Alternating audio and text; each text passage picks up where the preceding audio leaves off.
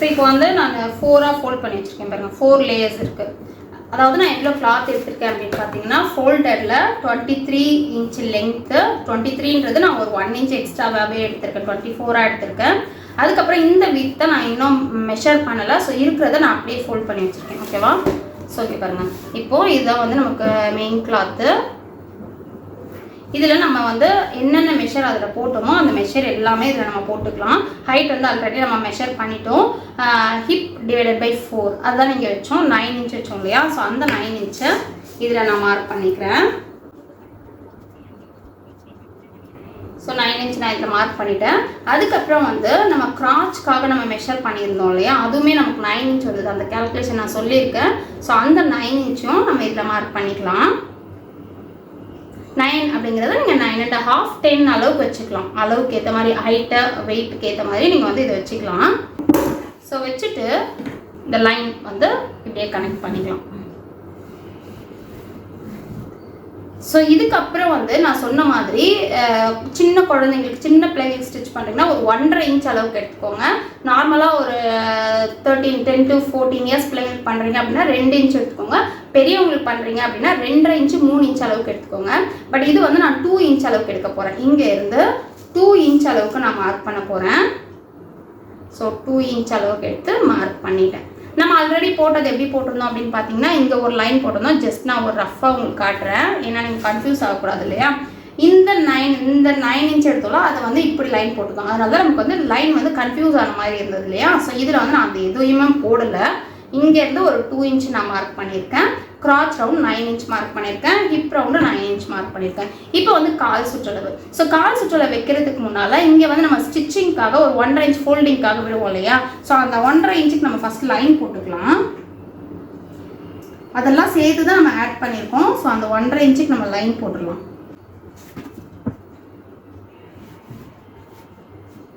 So இப்போ இந்த 1.5 இன்ச்சுக்கு லைன் போட்டாச்சு. இப்போ வந்து கால் சுற்றளவு நம்ம மெஷர் பண்ணிக்கலாம். ஸோ கால் சுற்றளவு வந்து 8 இன்ச், அதாவது 16 டிவைடட் பை 2 போட்டோம் இல்லையா? 8 இன்ச் வந்தது. ஸோ ஒரு 1/2 இன்ச் நான் அதிகமாக வச்சு 8.5 மார்க் பண்ணிக்கிறேன். ஸோ இது வந்து நான் லூஸாக தான் எடுத்திருக்கேன். இந்த அளவுக்கு வருமா அப்படின்னா இந்த அளவுக்கு வராது. இந்த ஹிப் சைஸ் இருக்கிறவங்களுக்கு இந்த அளவுக்கு வராது. பட் நான் வந்து கொஞ்சம் அதிகமாக தான் எடுத்திருக்கேன். ஓகேவா? லூஸாகவே வச்சுக்கோங்க. ஷார்ட் ஸ்டிச் பண்ணால் லூஸாக வச்சுக்கோங்க.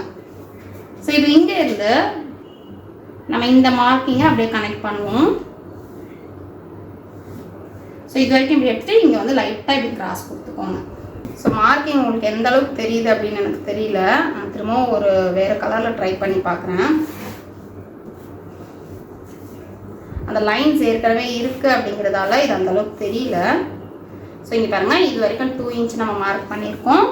அதுக்கப்புறம் ஸோ ஒரு கிராஸ் கொடுத்தாச்சு. இப்போ வந்து இதில் ஷேப்பு. ஸோ ஷேப் அப்படிங்கிறது ரொம்ப உள்ளெல்லாம் எடுக்காதீங்க. ஜஸ்ட் இப்படியே டச் பண்ணி இப்படி எடுத்துகிட்டு வாங்க. இந்த வளைவு கற்றுக்கிறது தான் நமக்கு மெயின். ஓகேவா? ஸோ இந்த வளைவு இப்படியே போட்டுக்கோங்க. இவ்வளோதான். இப்போ வந்து இந்த மெஷருக்கான ஷார்ட்ஸ் நம்ம மார்க் பண்ணிட்டோம். ஜஸ்ட் வந்து இது எவ்வளோ சிம்பிளாக இருக்குது பாருங்கள். ஹிப்பை நம்ம டிவைட் பண்ணோம். ஹிப்பை 3ஆல் டிவைட் பண்ணி கிராச் ரவுண்ட் வச்சோம். கால் சுற்றளவு மெஷர் பண்ணோம். இவ்வளோதான். இதுக்கப்புறம் ஒரு 2 இன்ச் விட்டோம். ஸோ ரொம்ப சிம்பிள் தான் இதோட கட்டிங். ஸோ இப்போ இதை நம்ம கட் பண்ணிக்கலாம். ஸோ ஃபுல்லாக பார்க்கும்போது உங்களுக்கு புரிஞ்சுக்கோன்னு நினைக்கிறேன். இதை நம்ம இப்படியே கட் பண்ணிடலாம்.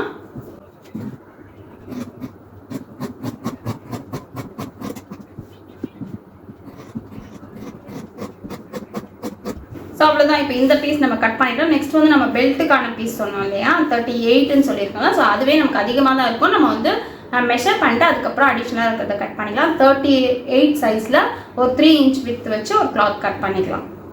ஸோ கிளாத் வந்து நம்ம இப்போ கட் பண்ண போகிறோம்னு வச்சுக்கோங்களேன். இப்போ 38 அளவுக்கு நமக்கு தேவை. ஸோ இதை ஃபுல்லாக நீங்கள் விரிச்சு போட்டு 38 மெஷர் பண்ணிங்க அப்படின்னா உங்களுக்கு வந்து ரொம்ப டிஸ்டர்பாக இருக்கும். ஃபுல்லாக நம்ம மெஷர் பண்ணுற மாதிரி இருக்கும். ஸோ இந்த கிளாத்தை வந்து நான் ஃபஸ்ட்டு ஒரு 2 ஃபோல்டு இருக்குது, அது திரும்பவும் இன்னொரு ஃபோல்டு கொடுத்துக்கிறேன். இன்னொரு ஃபோல்டு கொடுத்துட்டு இப்போ ஃபோல்டிங் வந்து இந்த சைடில் இருக்குது இல்லையா? அப்போ நமக்கு வந்து 38 தேவை அப்படின்னா 38 4ஆக ஃபோல்ட் பண்ணி வச்சுருக்கோம். அப்படின்னும் போது 38 4ஆல் டிவைட் பண்ணால் நமக்கு எவ்வளோ வருதோ அந்த மெஷர் இங்கே போட்டால் போதும். ஸோ 38 4ஆல் டிவைட் பண்ணோம்னா 9.5 வரும். ஸோ அந்த அளவுக்கு நம்ம எடுத்துக்கிட்டோம்னா நமக்கு கரெக்டான 38 மெஷர்மெண்ட்டில் ஒரு பீஸ் கிடச்சிரும். ஸோ இங்கே பாருங்கள் 9.5. ஸோ 2 பக்கம் ஜாயின் வர மாதிரி இருக்கும் இது. நீங்கள் வந்து ஃபுல்லாக எடுத்தீங்க அப்படின்னா உங்களுக்கு ஜாயின் வராது. பட் ஸோ இதோட அளவு வந்து நான் ஆல்ரெடி வந்து 3 இன்ச்சு சொல்லியிருக்கேன் இல்லையா, 3 இன்ச் அப்படிங்கிறது 3.5 எடுத்துக்கிறேன் நான். 3.5 4 கூட எடுத்துக்கலாம். நீங்கள் ஒரு 1 இன்ச் எலாஸ்டிக் வைக்க போகிறீங்கன்னா, அதுக்கு மேலே வைக்க போகிறீங்க அப்படின்னா இதை விட நீங்கள் அதிகமாக தான் எடுக்கணும், இல்லைன்னா உங்களுக்கு கண்டிப்பாக ஷார்ட்டேஜ் வந்துடும். இப்போ இதையும் நம்ம கட் பண்ணிடலாம். அதை விட ஒரு 4 இன்ச்சு மேலவே கட் பண்ணுறேன். ஸோ அவ்வளோதான். பார்த்தீங்கன்னா இதில் நமக்கு 2 பீஸ் இருக்கும். ஸோ ஓவரால் நம்ம ஜாயின் பண்ணோம் அப்படின்னா 38 கரெக்டாக வந்துடும்.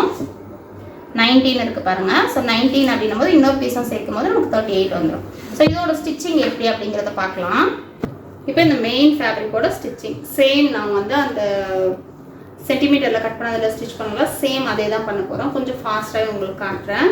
ஸோ நல்ல பக்கமும் உள்ளே போயிடணும், ஃபேஸ் பண்ண மாதிரி இருக்கணும் ஒன்று.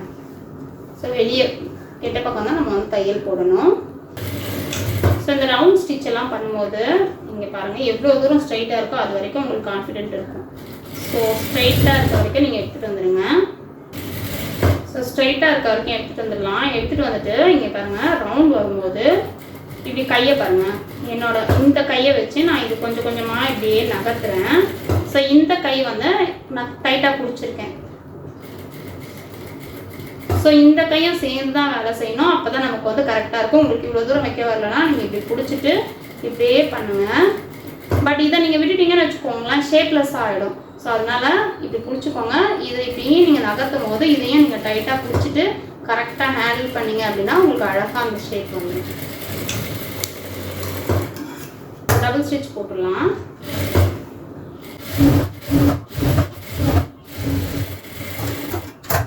இந்த பக்கமும் அதே மாதிரி நம்ம தையல் போட்டுக்கலாம். சரி, 2 பக்கம் ஜாயின் பண்ணிட்டோம். ஒரு பக்கம் நான் வந்து கால் மடித்து தைச்சிட்டேன். வீடியோ வந்து ஏதோ ஒரு கால் வந்து கட் ஆகிட்டு இருக்கு. ஸோ அதனால் அது காட்டல. இன்னொரு பக்கம் நம்ம மடித்து ஸ்டிச் பண்ணலாம். ஃபஸ்ட்டு ஒரு 1/2 இன்ச்சு ஃபோல்ட் பண்ணி தையல் போட்டுக்கலாம்.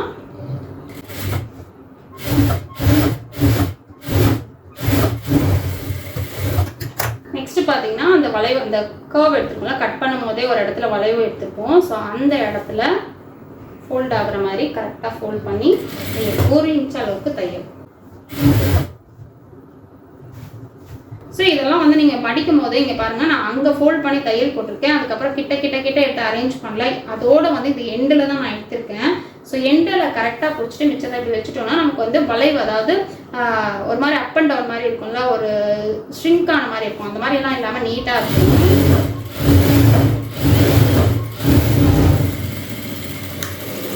ஸோ கம்ப்ளீட் பண்ணிட்டோம். நெக்ஸ்ட் வந்து ஜாயின் பண்ணிக்கலாம்.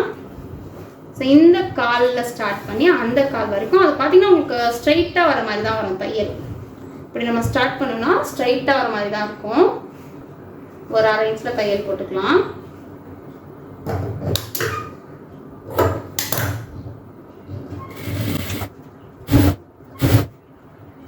ஸோ இங்கே ஜாயின் வரும்போது இங்கே பாருங்கள், இங்கே வந்து நம்ம கிராச் ஜாயின் கொடுத்துருக்கோம்ல, மேலே ஒரு ஜாயின் இருக்கும், கீழே ஒரு ஜாயின் இருக்கும். ஸோ 2ல் ஒன்று வந்து அந்த பக்கமும் ஒன்று வந்து இந்த பக்கமும் வர மாதிரி வச்சுக்கோங்க.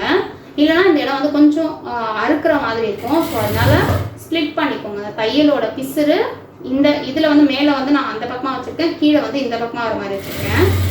ஸோ இந்த ஜாயின் கிட்ட வரும்போது நம்ம லாக் பண்ண மாதிரி ஸ்டிச் பண்ணிட்டோம் அப்படின்னா அவ்வளோ சீக்கிரம் பிரியாது. இல்லைனா பிள்ளைங்க அடிக்கடி பிரிச்சுருவாங்கல்ல. ஸோ லாக் பண்ணிட்டேன்.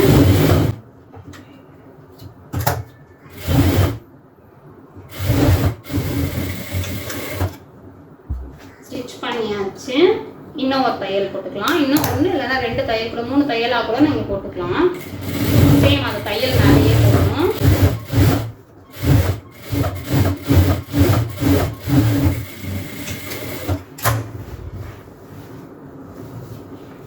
ஸோ இப்போ போட்டாச்சு.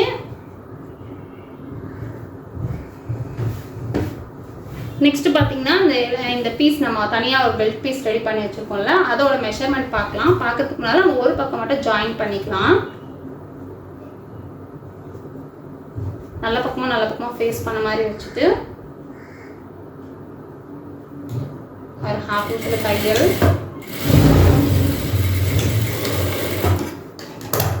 தையல் போட்டுட்டு ஓப்பன் பண்ணி படிமான தையல் போட்டுக்கோங்க. அப்படி இல்லைனா எலாஸ்டிக் இன்சர்ட் பண்ணும்போது சிக்கும். இப்போ கரெக்டாக இப்படி எடுத்து வச்சுக்கோங்க.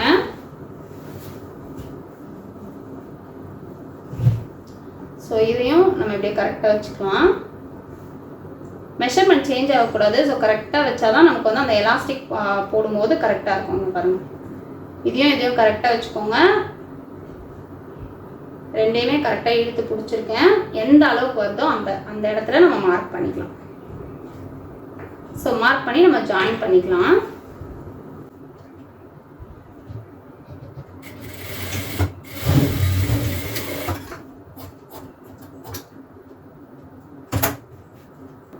ஸோ ஜாயின் பண்ணிட்டோம். இதையும் நான் வந்து படிமான தையல் போட்டுறேன். அப்படின்னா நமக்கு வந்து அந்த எலாஸ்டிக் போடும்போது கஷ்டமாக இருக்குல்ல. ஸோ அதனால் போட்டு படிமான படிஞ்சிடும் அந்த கிளாத் அப்படி.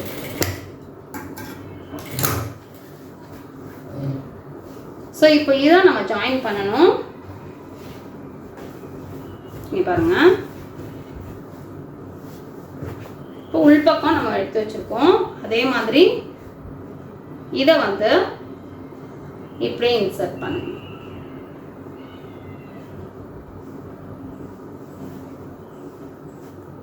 ஸோ இப்படி இன்சர்ட் பண்ணிடலாம்.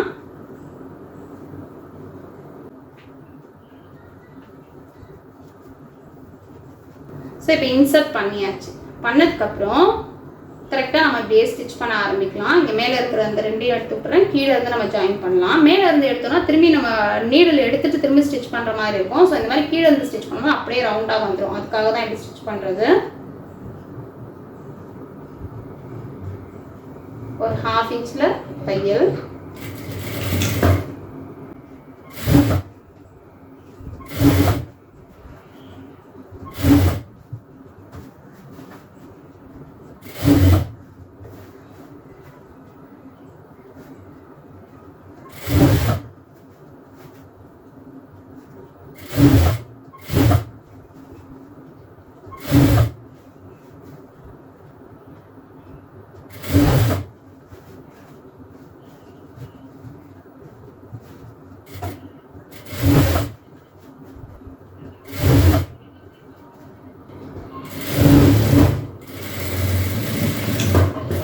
ஸோ ஜாயின் பண்ணியாச்சு. இப்போ பாருங்க, இப்போ ஜாயின் பண்ண அப்புறம் நமக்கு இப்படி தான் இருக்கும். ஓகேவா? நெக்ஸ்ட் வந்து மேலே ஒரு 1/4 இன்ச் அளவுக்கு மடித்து நம்ம தையல் போட்டுக்கலாம். ஃபஸ்ட்டு 1/4 இன்ச் அளவுக்கு மடித்தா போதும்.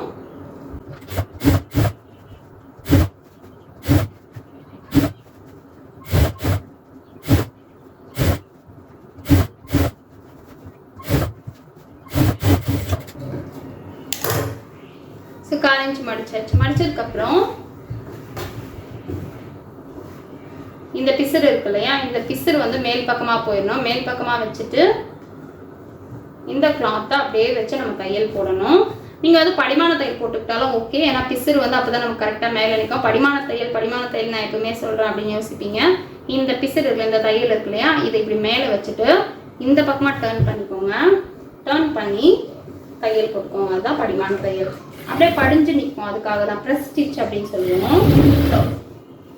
ஸோ ஒரு முறை செக் பண்ணிக்கணும். செக் பண்ணி தையல் போட்டுக்கலாம். கீழே நான் இந்த கையை வச்சு இப்படி எடுத்து விட்டுக்கிறேன். எடுத்து விட்டுட்டு இந்த கிளாத் உள்ளே போகாத மாதிரி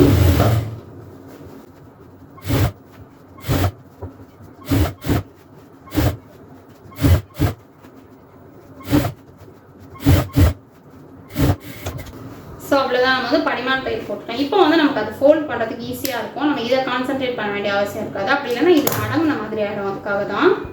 ஸோ இப்போ வந்து இப்படியே வச்சு இந்த ஆல்ரெடி ஒரு தையல் போட்டுக்கலாம். அந்த தையல் ஹைட் ஆகிடணும். அந்த மாதிரி வச்சு சுற்றி தையல் போட்டுக்கலாம். நடுவில் ஒரு 1 இன்ச்சு 1.5 இன்ச் அளவுக்கு ஓப்பன் வச்சுக்கலாம்.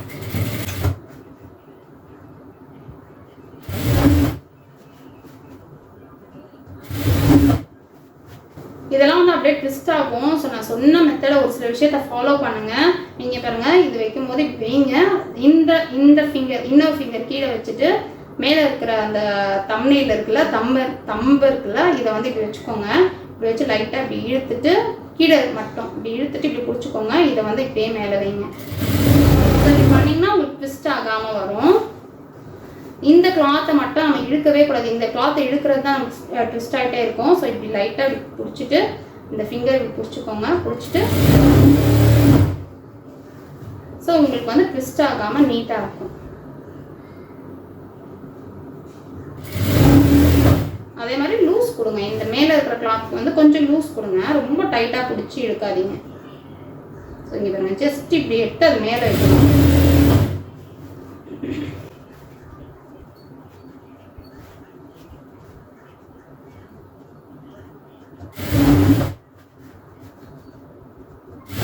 ஸோ கொஞ்சம் கேப் விட்டுடலாம். இங்கே கம்ப்ளீட் ஆகிருக்கு. நான் இவ்வளோ தூரம் கேப் விட்டுட்டு கம்ப்ளீட் பண்ணிடுறேன். இப்போ எலாஸ்டிக் இன்சர்ட் பண்ணிக்கலாம். எலாஸ்டிக் வந்து நான் ஆல்ரெடி சொன்ன மாதிரி 26 ஹிப் சைஸ் இருந்ததுன்னா 23 அளவுக்கு எடுத்தால் போதும். எலாஸ்டிக் நம்ம நாடாக போடுவோம்ல, அதே மாதிரி தான் ஒரு பின்னில் போட்டு எடுத்து போட்டுக்கலாம்.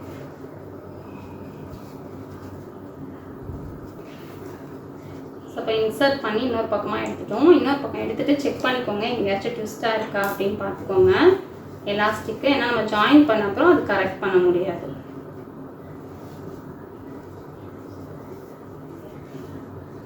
ஸோ இப்படி தான் இருக்குது. இப்போ ஓவர்லேப் பண்ணணும். ஓவர்லேப் அப்படிங்கிறது ஒரு எலாஸ்டிக் மேலே இன்னொரு எலாஸ்டிக் வர மாதிரி வச்சுட்டு இது 4 பக்கமாக அப்படியே சுற்றி ஸ்டிச் பண்ணணும்.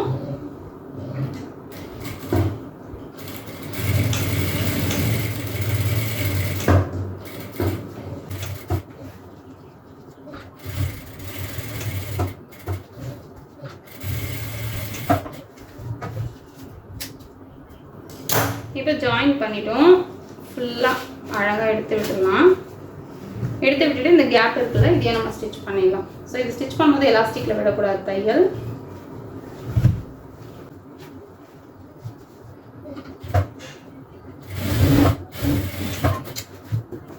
ஸோ இப்போ வந்து நமக்கு ஷார்ட்ஸ் வந்து ரெடி ஆகிடுச்சு. இந்த எலாஸ்டிக் மேலே மிடில் ஒரு ஸ்டிச் போட்டுக்கலாம். கரெக்டாக கிளாத்தை வந்து அங்கங்கே எடுத்து விட்டுட்டு தையல் போட்டுக்கலாம்.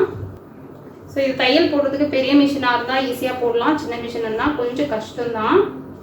நீங்கள் வந்து அந்த தையல் போடுற இடத்துல லைட்டாக கிளாத் எடுத்து நகர்த்தி மேலில் உள்ளே போட்டுக்கோங்க. உள்ளே போட்டுட்டு கொஞ்சம் தூரம் இழுத்துக்கோங்க. இங்கே பாருங்கள், கொஞ்சம் தூரம் பிடிச்சிட்டு இழுத்துக்கோங்க.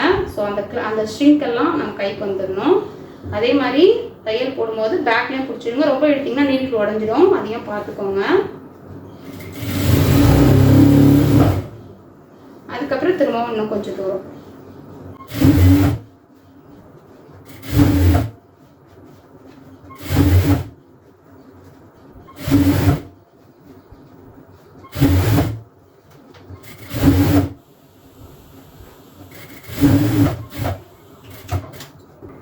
ஸோ அவ்வளோதான், அழகாக எலாஸ்டிக் கம்ப்ளீட் ஆகிடுச்சு பாருங்கள். நம்ம ஃபஸ்ட் கிளாஸ் வந்து கம்ப்ளீட் பண்ணிட்டோம். ரொம்ப சிம்பிள் தான், பட் நான் கொஞ்சம் எக்ஸ்பேண்டபிளாக உங்களுக்கு இதில் சொல்லியிருக்கேன் அப்படின்னு நினைக்கிறேன். ஏன்னா நீங்கள் புரிஞ்சுக்கணும் அப்படிங்கிறதெல்லாம், மற்றதெல்லாம் நம்ம சொல்லும் போது இன்னும் கொஞ்சம் ஈஸியாக புரிஞ்சிக்கலாம். ஸோ பாருங்கள், இதில் வந்து உங்களுக்கு என்ன டவுட் இருக்குது அப்படிங்கிறத வந்து நீங்கள் வந்து மெசேஜ் பண்ணுங்கள். ஏதாவது டவுட் இருந்ததுன்னா உங்களுக்கு நான் கிளியர் பண்ணுறேன். ஓகேவா? ஸோ நெக்ஸ்ட் கிளாஸ் வந்து பெட்டிகோட் பார்க்கலாம்.